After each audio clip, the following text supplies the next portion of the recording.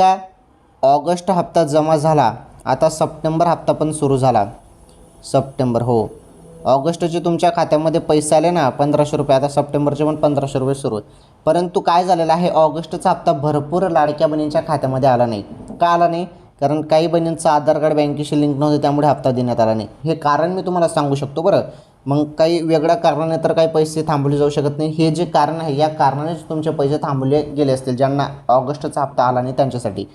आधार card तुमचं बँकेशी link नसेल किंवा तुमचं DBT एनेबल नसेल, DBT डायरेक्ट बेनिफिट ट्रान्सफरनुसार पैसे येतात, ते जर एनेबल नसेल तर पैसे थांबवले जाऊ शकतात.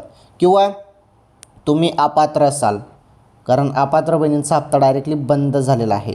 आणि जर तुम्ही पात्र असाल तरी तुमच्या खात्यामध्ये हप्ता जमा झालेला नसेल, तर मग आधार कार्ड बँकेशी लिंक नसेल किंवा DBT एनेबल नसेल, त्या कारणाने हप्ता आले नसेल.